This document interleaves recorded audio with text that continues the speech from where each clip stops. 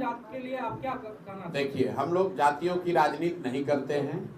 जन सुराज ने अपने संविधान में इस परिकल्पना में कहा है कि जिस जाति की भी जितनी संख्या है उस जाति से उसी प्रोपोर्शन में योग्य लोगों को निकालकर उनको भागीदारी दी जाएगी। इसमें सभी समाज शामिल हैं। आपने जो 5 समाज की बात कही उसको लेकर मैं जरूर टिप्पणी करना चाहता हूं। बिहार में नीतीश कुमार की राजनीति का एक हिस्सा रहा है जातियों का वर्गीकरण चेंज करना।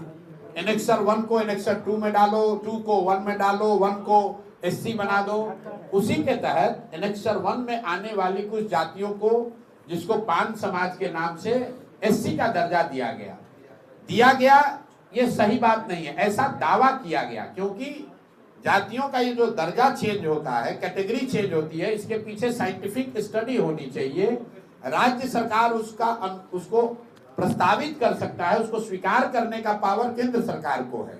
जैसा आपने देखा होगा बिहार में लोहारों के साथ भी ऐसा ही किया गया है। नीतीश कुमार ने वोट लेने के लिए यहां से कह दिया कि हमने 5 समाज को एससी का दर्जा दे दिया। केंद्र के सामने ना उसके पक्ष में साक्ष्य रखा, ना उस केस की पैरवी की।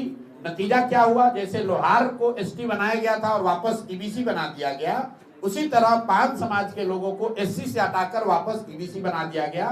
तो एक विशुद्ध तौर पर शॉर्ट टर्म राजनीतिक गेन के लिए नीतीश कुमार ने और नीतीश कुमार की सरकार ने इन जातियों को ठगा है, और इसीलिए ये जातियां आंदोलित है और हम लोग इसके विरोध में हैं। जातियों का जो वर्गीकरण जो चेंज होता है, जो ओरिजिनल एनेक्सर 1 था, जो कर्पूरी जी का था, और जो आज एनेक्सर 1 है, उसमें करीब 23 नई जातियां जोड़ दी गई हैं। और ये नीतीश कुमार हमेशा ऐसा करते रहे।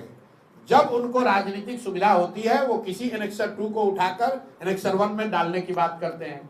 कई बार उन्होंने एनेक्सर 1 की जाति को एससी या एसटी बनाने की कोशिश किया।